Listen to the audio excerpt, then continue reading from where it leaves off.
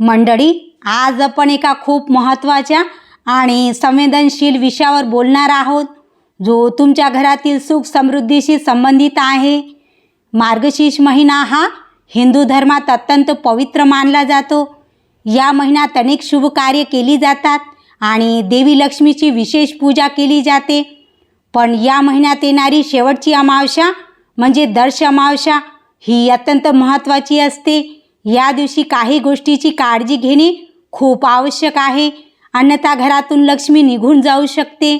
विशेषतः महिलांनी या दिवशी काही गोष्टी चुकूनही कोणाला देऊ नये। चला तर मग जाणून घेऊया कोणत्या आहेत त्या गोष्टी। नमस्कार मंडळी, मी मीरा आणि मीरा रोटी या चॅनलवर तुम्हा सर्वांचे खूप खूप स्वागत आहे। पहिली गोष्ट आहे हळद। हळद ही शुभ मानली जाते आणि प्रत्येक पूजेमध्ये तिचा वापर होतो। ज्योतिषशास्त्रानुसार हळदीचा संबंध भगवान विष्णू आणि बृहस्पती ग्रहाशी आहे। मार्गशीर्ष अमावस्येला हळद कोणालाही दिल्याने तुमच्या घरातील सुख समृद्धी आणि सौभाग्य कमी होऊ शकते।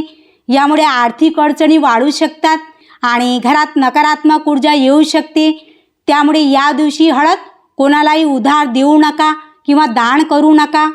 दुसरी गोष्ट आहे धने। धने हे देवी लक्ष्मीला अत्यंत प्रिय आहेत। अनेक घरांमध्ये धनेची पूजा केली जाते आणि ते धनवृद्धीसाठी खूप शुभ मानले जाते। मार्गशीर्ष अमावस्येला धने कोणालाही दिल्याने किंवा उधार दिल्याने तुमच्या घरातील धनधान्य कमी होऊ शकते। असे मानले जाते की या दिवशी धने दिल्याने लक्ष्मी तुमच्या घरातून दुसऱ्यांच्या घरी जाते। त्यामुळे या दिवशी धने देण्याचे टाळा। आणि तिसरी अत्यंत महत्त्वाची गोष्ट आहे मोहरी। मोहरीचा संबंध शनिदेवाशी आहे आणि ती नकारात्मक ऊर्जा दूर करण्यासाठी वापरली जाते। मार्गशीर्ष अमावस्येला मोहरी कोणालाही दिल्याने तुमच्या घरातून सकारात्मक ऊर्जा बाहेर जाते आणि नकारात्मक ऊर्जा घरात प्रवेश करू शकते। यामुळे घरात कलह, आजारपण आणि आर्थिक नुकसान होऊ शकते। म्हणून या दिवशी मोहरी कोणालाही देण्याची चूक करू नका। तर मित्रांनो, या होत्या त्या 3 गोष्टी ज्या मार्गशीर्ष अमावस्येला चुकूनही कोणाला देऊ नयेत। या गोष्टींचे पालन केल्यास तुमच्या घरात लक्ष्मी स्थिर राहते आणि सुख समृद्धी ही कायम राहते।